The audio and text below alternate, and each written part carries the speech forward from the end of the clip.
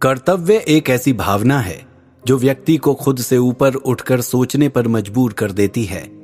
जब इंसान अपना सुख और आराम त्याग कर अपनी जिम्मेदारी पूरी करने में लग जाता है, वो जिम्मेदारी चाहे खुद के प्रति हो, परिवार के प्रति या देश के प्रति, और यही भावना व्यक्ति को आम से खास बनाती है। अधीश भी लौटते समय यही सोच रहा था कि घर जाकर अपने परिवार के साथ समय बिताएगा, बच्चों के साथ खेलेगा और आराम करेगा। लेकिन जब वो प्रकाश नगर आया तो उसकी सारी योजनाएं धरी की धरी रह गईं। अब उसका कर्तव्य उसे पुकार रहा था। ये प्रकाश नगर ही तो था जिसे उसने सब कुछ दिया था। अब जब इस नगर पर संकट आया तो अधीश कैसे पीछे हट सकता है? उसे युद्ध में जाना ही होगा। क्या अधीश अपने कर्तव्य में सफल होगा?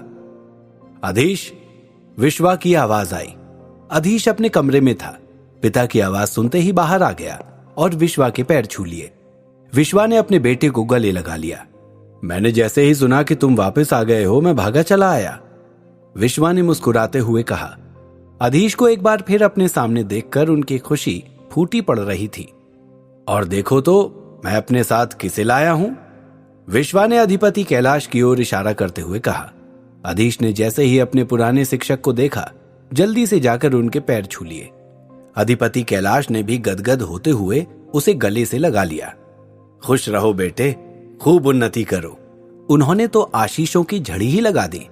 इसके बाद एक एक करके वो वासुदेव, कार्तिक, पाणिक और माधव देव से मिला। प्रताप के बारे में अमृत उसे बता चुकी थी। उसने पाणिक से मिलकर उसकी मृत्यु के बारे में अपनी संवेदना जताई। फिर वे लोग काफी देर तक अधीश से मंदार के बारे में ही पूछते रहे। इसके बाद बातचीत का रुख लेखनगर और प्रकाश नगर के बीच पसरे तनाव की ओर मुड़ गया। पिताजी, लेखनगर के हमले के बारे में क्या विचार है? क्या आपको भी लगता है कि युद्ध होकर रहेगा? अधीश ने विश्वा से पूछा। युद्ध तो होकर रहेगा बेटे। लेख राज तो जैसे जिद पर अड़ गया है।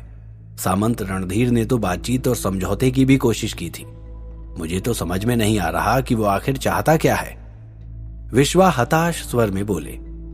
विश्वा वैसे तो जीवन भर युद्ध ही लड़े थे और एक और युद्ध लड़ना उनके लिए कोई बड़ी बात नहीं थी, लेकिन फिर भी वो चाहते थे कि ये युद्ध किसी न किसी तरह टल जाए।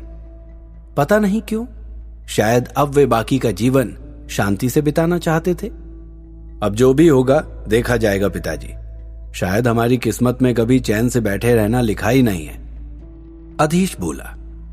हां बेटे, वो योद्धा ही क्या जो चैन से बैठ सके। तलवार यदि उपयोग में ना आए तो जंग लग जाती है। खैर, देखा जाएगा। क्या तुम सामंत रणधीर से मिले? विश्वा ने पूछा। हाँ पिताजी, मैं सुबह ही उनसे मिलकर आया हूं। आचार्य कश्यप के पास भी गया था। अधीश बोला। आचार्य कश्यप, वे ठीक तो है ना? उस दिन विश्वा कुछ बोलते बोलते रुक गए। शायद वे समझ गए थे कि किसी ने भी अधीश को उस दुर्घटना के बारे में नहीं बताया है। क्या पिताजी, आप कुछ कह रहे थे? किस दिन की बात कर रहे हैं? क्या आचार्य कश्यप पर कोई संकट आया था? अधीश ने एक साथ कई सवाल दाग दिए। अब विश्वा मुश्किल में पड़ गए। उन्होंने माधव देव की ओर देखा। माधव देव बोले। बात यह है बेटे कि हम सब अधिपति कैलाश के विद्यालय के काम के सिलसिले में इंद्रनगर गए हुए थे। तभी एक अनजान व्यक्ति महल में घुस आया। हालांकि वासुदेव यहीं थे, लेकिन उसके पास कोई मंत्र या मायावी शक्ति थी और उसने सारे रक्षकों को ऐसे मंत्र से बांध दिया कि वे हिल भी नहीं पा रहे थे। फिर वो सीधा तुम्हारे कमरे में जाकर कुछ खोजने लगा। क्या खोजने आया था वो? अधीश हैरान था। अब वासुदेव ने कहा, वो तो किसी को नहीं पता, क्योंकि वो कुछ भी ले नहीं जा सका। मैंने सुबीर के हाथों तुरंत आचार्य कश्यप को संदेश भेज दिया था। जैसे ही वो कमरे के बाहर निकला, आचार्य कश्यप से उसका सामना हो गया। तो क्या वो मारा गया? अधीश ने चौंक कर पूछा। हाँ बेटे, आचार्य कश्यप ने उसको आखिरकार हरा ही दिया, लेकिन इस झड़प में वो आदमी मारा गया और हम उससे कुछ भी पूछताछ नहीं कर सके। उसका हमला भी जबरदस्त था। आचार्य बुरी तरह घायल हो गए थे, विश्वा ने कहा। तो अधीश सोचने लगा। तभी मैं सोच रहा था कि आचार्य इतने अधिक दुर्बल और अस्वस्थ क्यों दिखाई दे रहे हैं। पिताजी, अब आचार्य कश्यप का एक और ऋण मेरे ऊपर आ गया है, अधीश बोला। उसके मन में आचार्य के लिए और अधिक सम्मान और श्रद्धा का भाव आ गया, लेकिन उसे आश्चर्य हो रहा था कि अभी तक किसी ने उसे ये बात बताई क्यों नहीं। शायद वे सब उसे परेशान नहीं करना चाहते होंगे। उसने खुद को ही जवाब दिया, हाँ बेटे, ऋण तो आ ही गया है। और सबसे खास बात यह है कि इसी घटना के कुछ दिनों बाद लेखराज का संदेश आ गया और हम सबको लगता है कि हो ना हो उसकी धमकी उस रहस्यमय आदमी की मौत से ही संबंधित है, वरना यूं बैठे बिठाए अचानक से कोई क्यों युद्ध के लिए ललकारेगा। विश्वा ने कहा, हाँ पिताजी, अब मुझे भी लग रहा है कि ऐसा ही कुछ हुआ होगा। अब तो हमारी जिम्मेदारी और बढ़ गई है। जरूर मुझसे दुश्मनी निकालने के लिए ही लेखराज ऐसा कर रहा है। अधीश बोला, लेकिन बेटे, वो तुम्हारे कमरे में क्या खोजने आया होगा? यदि चोर होता तो भंडार घर में जाता। अधिपति कैलाश ने पूछा, और उनका सवाल पूछना सही भी था, क्योंकि ये बात किसी को भी समझ में नहीं आ रही थी कि वो आदमी अधीश के कमरे में क्या खोज रहा था। शायद मेरी अंगूठी। मांत्रिकों के लिए सबसे जरूरी चीज यही होती है, लेकिन अपना सारा सामान मैं अपने साथ लेकर गया था, इसलिए उसे कुछ नहीं मिला होगा। अधीश ने बताया। अच्छा, क्या इस अंगूठी में कोई विशेष शक्तियां हैं? वासुदेव ने पूछा। हाँ, ऐसा ही कुछ समझ लीजिए, लेकिन यही मांत्रिक का सबसे बड़ा धन होती हैं, अधीश ने कहा। तभी दोनों बच्चे खेलते खेलते वहां आ गए और अपने दादा की गोद में चढ़ने के लिए मचलने लगे। सबका ध्यान उनमें ही लग गया और बातचीत का क्रम टूट गया। अधीश उठकर कमरे में आ गया और सोचने लगा कि वो व्यक्ति कौन हो सकता है। अमृत, अमृत, उसने अमृत को पुकारा। जी, आपने बुलाया? अमृत शायद रसोई में थी। अधीश की आवाज सुनकर हाथ पोंछती हुई बाहर आ गई। हाँ अमृत, आओ यहां बैठो, उसने कहा तो अमृत जाकर उसके पास बैठ गई। वो आगे बोला, क्या तुमने उस अंगूठी के बारे में किसी और को भी बताया था जो तुमने मुझे दी थी और जिसकी सहायता से मुझे मंदार में प्रवेश मिला? अधीश ने पूछा। नहीं तो, वो अंगूठी पिताजी ने मुझे दी थी और मैंने आपको। इस बीच में तो मैंने खुद उसे निकाल कर नहीं देखा था, और हमारे यहाँ मांत्रिकों को जिस नजर से देखा जाता है तो किसी और को बताने का तो सवाल ही नहीं उठता। अमृत ने कहा, मुझे लगता है वो आदमी उसी अंगूठी को खोजने आया था। अधीश ने कहा तो अमृत समझ गई कि अधीश इस बारे में जान गया है। पिताजी ने आपको बता दिया? हम सबने सोचा था कि जब सारा मामला वहीं खत्म हो गया तो आपको बताकर आपकी चिंता क्यों बढ़ाएं? अमृत ने आंखें झुकाकर कहा। कोई बात नहीं अमृत, मैं तुम्हें दोष नहीं दे रहा, लेकिन मुझे लगता है कि लेखराज का उस आदमी के साथ कोई ना कोई संबंध जरूर है और इसीलिए वो युद्ध करने पर तुला हुआ है, अधीश ने कहा। युद्ध शब्द सुनते ही अमृत के चेहरे के भाव बदल गए। वो अनमनी सी होकर बोली, क्या आप भी युद्ध में भाग लेने जा रहे हैं? हाँ पगली, मेरा तो काम ही यही है, अधीश ने हंसकर कहा और उदास हो गई अमृत को खींचकर सीने से लगा लिया। फिर वे दोनों न जाने कब तक इसी तरह बैठे रहे। अमृत दीदी, अमृत दीदी, माधवी की आवाज सुनकर दोनों जैसे नींद से जागे और एक दूसरे से अलग होकर बैठ गए। माधवी किसी काम के लिए उसे बुलाने आई थी, लेकिन अधीश को वहां देखकर वापस जाने लगी तो अधीश ने उसे भी वहीं बिठा लिया। फिर वे तीनों काफी देर तक बातें करते रहे। अधीश ने अब जाकर माधवी को ध्यान से देखा। कल से तो वो उससे ठीक से मिल भी नहीं पाया था। एक ही साल में माधवी काफी बड़ी लगने लगी थी। विवाह के समय तो वो बच्ची सी थी, अधीश सोच रहा था। और अमृत कितनी जिम्मेदार हो गई है, देवयानी के साथ पूरे घर को संभालने में मदद करती है। इस तरह परिवार के बीच आकर अधीश को फिर पुराना समय याद आ गया और वो घर की गर्माहट में खोने लगा। वहां लेखनगर में सामंत लेखराज अपने सलाहकारों से घिरा बैठा था। फिर भी एक बार सोच लीजिए श्रीमान, प्रकाश नगर पर यूं बेवजह हमला करना हमारे लिए भी तो नुकसान पहुंचाने वाला होगा। सैनिक तो हमारे भी मारे जाएंगे, सामंत के प्रमुख सलाहकार दीपेन ने कहा। लेकिन उनकी मौत बेकार नहीं जाएगी, तुम चिंता मत करो दीपेन, सामंत अकड़कर बोला। दीपेन एक समझदार और जागरूक व्यक्ति था। वो जानता था कि युद्ध से आज तक किसी को भी फायदा नहीं हुआ। क्षेत्र की हालत वैसे भी ठीक नहीं है और ये युद्ध जनता के हित में नहीं होगा। केवल किसी के बहकावे में आकर युद्ध की चुनौती दे बैठना मूर्खता ही होगी। लेकिन सामंत को बहकावे वाला उनका अपना प्रिय भांजा विशाल था।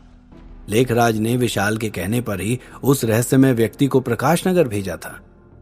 उसका लक्ष्य केवल अधीश के कमरे से उसका महत्वपूर्ण सामान चुराना था। विशाल को लगा था अधीश उस समय तक घर पहुंच गया होगा और उसका आदमी सारा सामान चुरा लेगा, लेकिन अधीश तो घायल होकर उस छोटे से गांव में पड़ा था। विशाल के आदमी को सामान तो कुछ मिला नहीं, जान और गंवानी पड़ी। इसके बाद तो विशाल को अपने मामा सामंत लेखराज को भड़काने का भी बहाना मिल गया। देख लिया मामा जी, ये तो आपका सरासर अपमान है। प्रकाश नगर की शक्ति कितनी बढ़ती जा रही है। कुछ ही दिनों में वे अपने मांत्रिकों की मदद से राजधानी पर भी कब्जा कर लेंगे। विशाल कहता तो लेखराज भड़क उठता, लेकिन उसका सलाहकार विशाल को फूटी आंखों नहीं सुहाता था। दीपेन हर समय सामंत को समझाया करता था।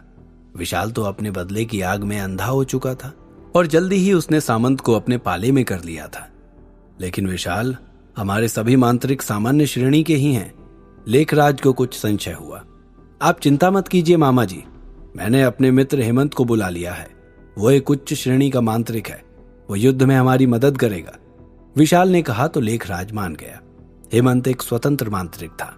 उसके इरादे बुरे नहीं थे, न ही वो युद्ध में पड़ना चाहता था, लेकिन विशाल ने उसे लालच दिया था। देखो हेमंत, यदि अधीश मारा गया तो उसकी वो अंगूठी तुम ले सकते हो, जिसकी सहायता से उसे मंदार में प्रवेश मिला था। फिर तुम आगे चलकर मंदार में प्रवेश लेकर एक बहुत अच्छे मांत्रिक बन सकते हो। और इस तरह हेमंत भी विशाल के दिखाए सपने देखने लगा था। और दुनिया का कौन सा स्वतंत्र मांत्रिक किसी अच्छे गुरुकुल से शिक्षा नहीं पाना चाहता था। लेकिन विशाल, मैंने सुना है कि अधीश का पिता विश्वनाथ पुरोहित भी प्रकाश नगर में ही है। वो एक बहुत महान योद्धा है और उन कुछ योद्धाओं में से हैं जो रक्त कुंड से जीवित वापस आ सकते हैं। लेखराज ने कहा, क्या विश्वनाथ पुरोहित भी इस युद्ध में हिस्सा लेगा? एक सेनापति ने पूछा। हम तो रक्त कुंड के भयानक युद्ध और विश्वनाथ पुरोहित की वीरता के किस्से सुनकर ही बड़े हुए हैं, वो बोला। रक्त कुंड का नाम सुनते ही वहां मौजूद कई लोगों के चेहरे फीके पड़ गए थे। विशाल खुद एक पल के लिए चुप हो गया था। उसके अपने पिता इसी युद्ध में मारे गए थे, लेकिन अगले ही पल वो फिर सामान्य हो गया। रक्त कुंड सालों पहले की बात है, और अब तक क्या विश्वनाथ पुरोहित उतना ही बहादुर होगा?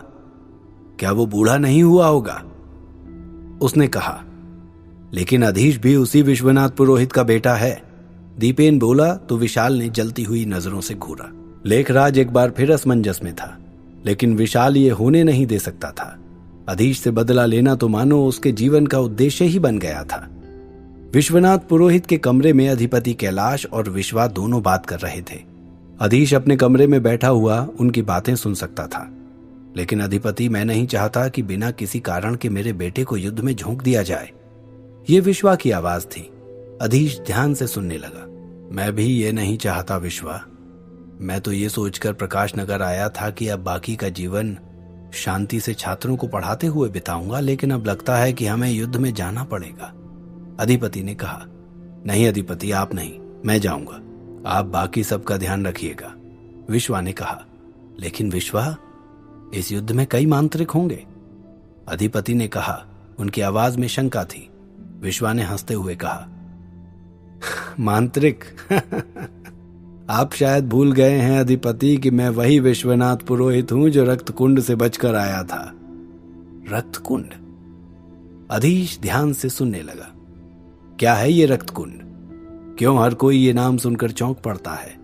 क्या विश्वनाथ पुरोहित ने कुछ राज अब भी अधीश से छिपा रखे हैं, या वो पुरानी बातें बिल्कुल भूल चुका है? जानने के लिए सुनते रहिए द मैजिशियन सीक्रेट, सिर्फ और सिर्फ पॉकेट एफएम पर।